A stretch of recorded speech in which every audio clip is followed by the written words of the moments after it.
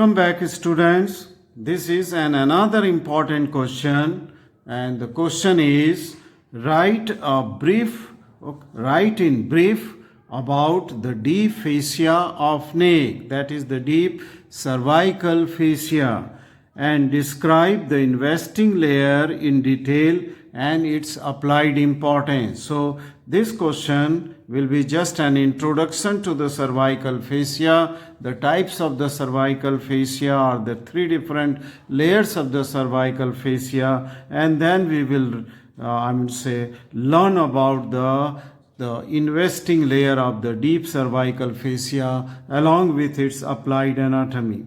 The answer is, though the deep fascia is absent in the face, okay, we have seen in the face that there was no deep fascia, okay. The muscles taking origin from the facial skeleton were directly getting attachment onto the undersurface of the skin, okay, of the face, and that's why the various facial movements which shows the emotions are possible, okay. Now, since it is absent into the face, the deep fascia, but if you will go to the neck, here in the neck, the deep fascia is very well developed, okay, it is well developed, okay, and this cervical fascia in the neck is formed due to the condensation of the connective tissue in the form of the sheet or the membranous layer. This is true for the two different cervical fascia, pretracheal and prevertebral, which result as the condensation of the connective tissue, while the another layer, investing layer, is already very tough and present, okay. The layer of the deep cervical fascia are as under. There are three deep cervical fascia, and fourth one is that of the sheath, carotid sheath. So the deep cervical fascias are: number one, investing layer of the deep cervical fascia, okay, then pretracheal fascia or pretracheal layer, which is covering to the trachea, that's why it is called pretracheal, and to the thyroid gland. Then third layer of the cervical fascia is the prevertebral layer, okay, because this fascia covers the anterior aspect of the cervical vertebral column and part of the upper thoracic, hence it is called as prevertebral layer.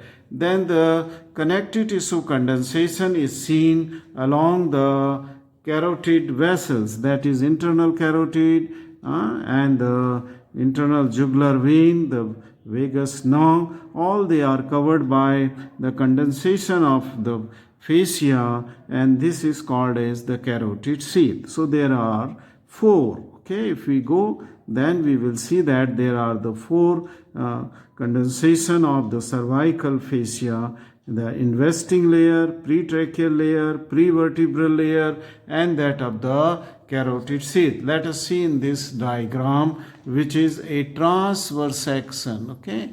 This diagram is a transverse section passing through the neck, which will show you all four this deep cervical fascia. Now this is the skin, and I have drawn only on one half of the side of the neck, transverse section, skin. Deep to the skin is the superficial fascia, which is nothing but the fibrofatty tissue, and then in this green color is the fascia, okay. In the green color is the deep fascia.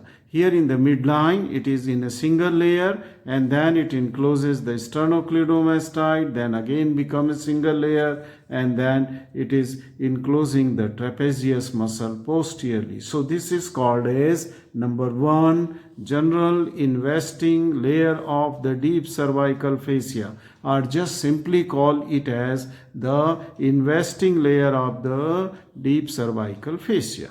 Then second is the pretracheal fascia, and at this level it is the trachea is here and on to the top of the trachea, that means not on top. Anterior to this trachea is the thyroid gland. This is the isthmus, and then right and the left lobe of the thyroid glands are seen here, and they are covered by this fascia, the pretracheal fascia. So the thyroid gland is enclosed by pretracheal fascia, and later it becomes a single layer on front of the trachea when it goes deep inside the thorax. Okay, so this is second layer, pretracheal layer. The third layer here, you see the green line which is in front of the cervical vertebrae, the muscle attached, okay, in front of the cervical vertebrae, then the paravertebral muscle it will cover, and ultimately after covering the mass of the paravertebra, it will come posteriorly, where investing layer was also attached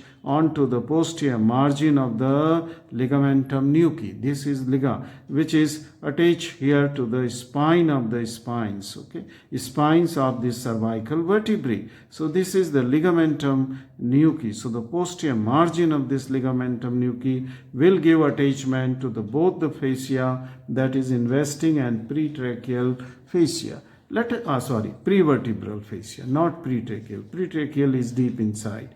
And the fourth layer, the fourth fascia, which is called as carotid sheath. It is formed by the condensation of the various fascias, pretracheal, prevertebral, and part of this may be with that of the investing layer, and it surrounds to that of the internal jugular vein and the carotid artery, that is common carotid artery at this level, and that of this is the vagus nerve. All the three structures, they are enclosed on either side, this side as well as this side. So these are the four different parts of the deep fascia of the neck. Now we will, after this introduction of the deep fascia of the neck, we will just limit ourselves to the description of that of the investing fascia, general investing layer, okay, this one, this fascia which is the outermost. So let us come to the investing layer of the deep cervical fascia here.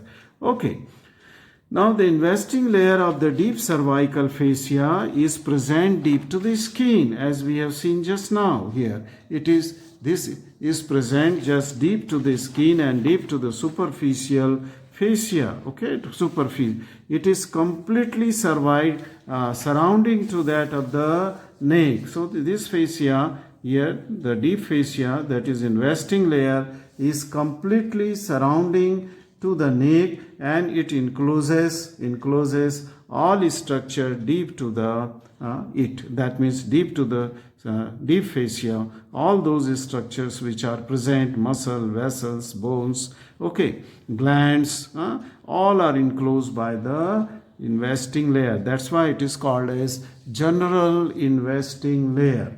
Now we will see its transverse disposition. What we are going to see, how it is displaced transversely in the neck, and that is investing fascia, okay, investing layer of the deep cervical fascia. Let us start with the transverse disposition of investing layer posteriorly. Let us start with the posterior.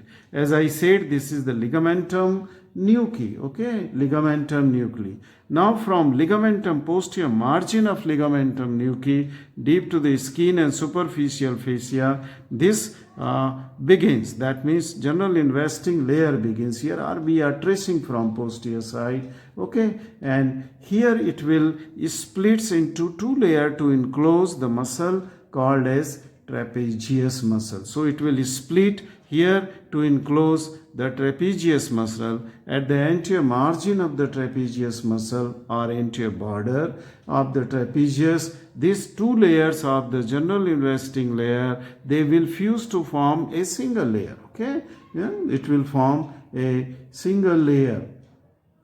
And here then again it will splits to enclose another muscle which is placed anterolaterally in the neck, and that is the sternocleidomastoid.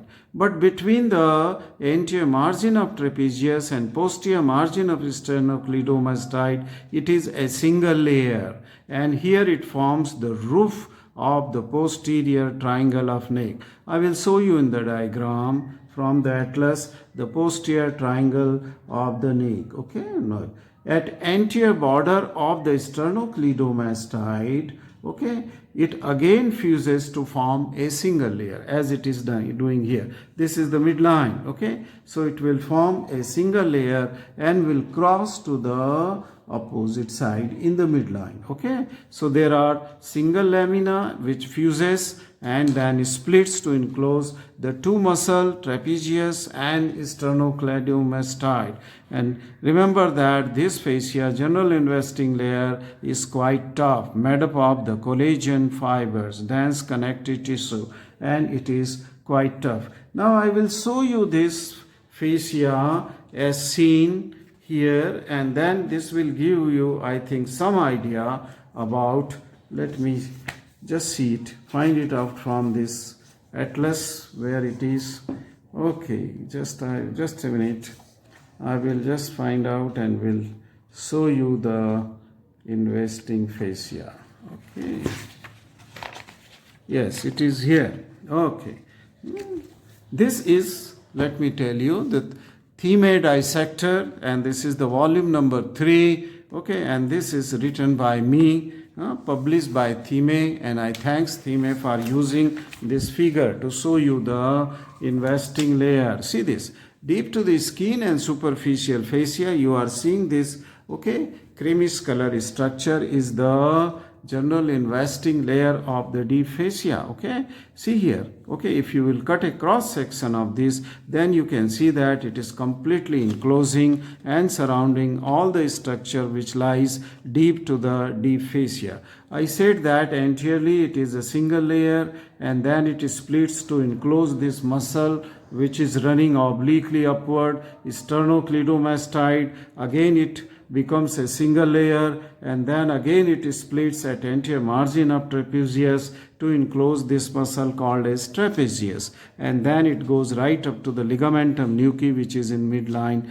posteriorly. Okay, and if we remove this single layer, okay, between the trapezius and that of the sternocleidomastoid, it will look like this. Okay, you can see here in this diagram this general investing layer which was single layer between the two muscles, then it is removed, and what we can see, many structure and another fascia covering to the muscles which are located deep to it. This is the posterior margin of sternocleidomastoid, anterior margin of trapezius, but here is the fascia, and this fascia is the prevertebral fascia which I have shown you in the transverse disposition, and these are the structures which lies in a triangle. See, this is now a triangle between the two muscles below clavicle and apex where two are meeting. This is called as the posterior triangle. So general investing layer forms the roof of the posterior triangle,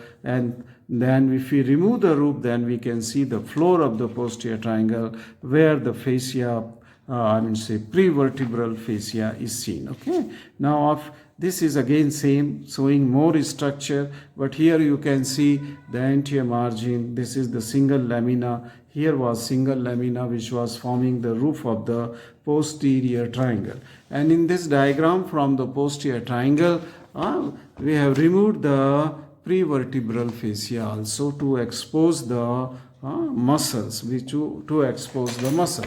Okay, coming back to that of the transverse disposition. So I have just covered the transverse disposition, and this is that single layer or lamina of the investing which was cut, and this is that posterior triangle. This is the prevertebral fascia, and deep to it is the muscles. Okay, prevertebral muscles or paravertebral muscles are seen. So this is the posterior triangle area. Okay, let us come to the vertical disposition of the investing layer. We will see the vertical disposition, and superiorly it is attached to that of the, let me bring that diagram which is for the vertical disposition. Okay. After that transverse, let us see the vertical disposition. Now here let me show you about this diagram. Okay, let me keep it away, and then show you this is the mandible, this is the ramus of the mandible, head of the mandible or condyle, this is the external acoustic meatus, this is the tympanic plate, the styloid process, deep to this is the mastoid process, and this is the external occipital protuberance. From mastoid process to the external occipital, this is the superior nuchal line. Now I hope that you have got the idea that we are seeing the lowermost part of the skull from the lateral aspect, norma lateralis. Okay, and let us see now, since we are in the vertical disposition of the investing layer, let us see superiorly where it is attached. Okay, I will use the green pencil. It is superiorly, it is attached to the external occipital protuberance, okay, in the midline posteriorly. Then it is attached to the superior nuchal line. This is attached to the superior nuchal line. That means below this is nothing but this is the investing layer. Then it comes to the mastoid process. So it is attached to the mastoid process, this general investing layer, okay, above, okay. Then from mastoid process, okay, it will jump to the base of the mandible. So it is attached to the base of the mandible till it come anteriorly in the midline. Okay, it will come anteriorly into the midline to attach here to the symphysis manti. Okay, symphysis manti. So here when it is attached to the base of the mandible, it splits, okay, into two layers to enclose a gland, that is submandibular gland. And when it is just investing between the mastoid process and angle of the mandible, again it splits, okay, into two layers to enclose another gland called as the parotid gland. So between mastoid and angle of mandible, this is the site where parotid gland. So this fascia splits into two layers or lamina. The superficial lamina is called as parotid fascia, which is quite thick, and above it will get attachment to the zygomatic arch above. But the deeper layer after enclosing the parotid gland on its deeper is not that tough as it is the parotid fascia or superficial layer is there. It is thin and it gets attachment onto the tympanic membrane, to that of the styloid process and to that of the mandible. But the portion which is attached between the styloid process and the mandible, posterior border of the ramus of the mandible, is quite thick, and this portion deep to the parotid gland or from the deeper lamina of this where it splits to enclose the parotid gland, this portion is called as the stylomastoid ligament. This is called as stylomastoid ligament. Okay, got it? So once again let me revise the upper attachment on the vertical disposition of investing: external occipital protuberance, superior nuchal line, mastoid process. Then it splits into two, a superficial lamina or layer and a deep layer. Superficial is very tough and it is called as parotid fascia. Above it gets attachment after covering to the parotid to the zygomatic arch, and the deeper layer is thin except to the portion where it is extending between the styloid process and to the posterior margin of the ramus of the mandible, stylomandibular ligament. Okay, and this ligament separates the two, gland superficially. Okay, it is the parotid gland, and deeply situated is the submandibular gland, which from the ramus, from the base of this body of the mandible, this also splits into two to enclose submandibular. So above, this fascia splits to enclose two glands, parotid and the submandibular gland, and forms a ligament, localized thickening, stylomandibular ligament, stylo.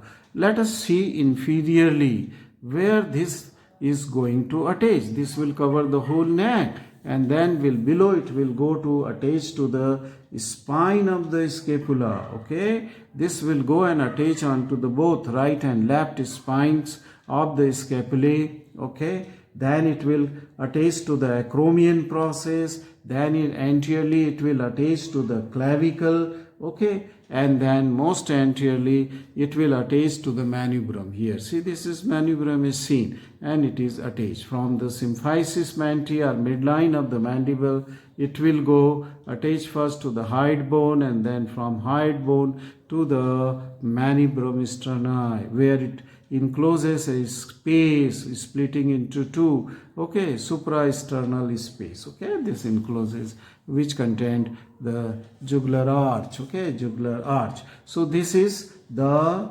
inferior attachment. Okay, inferior attachment of the vertical disposition. Let me show you some other attachment. In midline anteriorly, it will attach here. See, this is that investing layer. Okay, this is the invest. This is the hide bone. This is the thyroid cartilage. This is trachea, and this is the pretracheal fascia. This is the vertebral column, and then this is the prevertebral fascia. Okay, in the longitudinal section. But we are confining ourselves to that of the general investing layer of the deep fascia. Anteriorly, it will be in midline, symphysis manti here, then it will come to the hide bone, and then it will go to the sternum. Okay, to the sternum, and posteriorly it will attach to the posterior margin of the ligamentum nuchae, as I have told you in this transverse disposition. To the posterior margin of the ligamentum nuchae it is attached. Okay, it is attached from external occipital protuberance. Okay, from external to the tip of the spine of the seventh cervical vertebrae. So from external occipital protuberance, if you trace it below here, okay, from external it will go to the vertebra prominence where the spine is very long. Okay, and this will form the ligamentum nuchae. Okay, ligamentum from external occipital crest to the spines, and then to the spine of the seventh. Thus this ligamentum nuchae will divide the muscles of right and left side as it is doing. This is ligament, this is the paravertebral muscle of the right, and then here will come that of the left side. It is so, this is that ligamentum nuchae. Okay, above attached to the external occipital protuberance and external occipital crest, and lower it is attached to the spine of the seventh cervical vertebrae. And most of this, I mean say this investing layer and the prevertebral, they are attached to the posterior margin of this ligamentum nuchae. Okay, now thus it forms the roof of the posterior and anterior triangle. See here, we have seen already that here it will form the roof of posterior triangle. Here will be the anterior triangle. Okay, in the anteriorly, most anteriorly, it will form the roof of the posterior and anterior triangle of neck.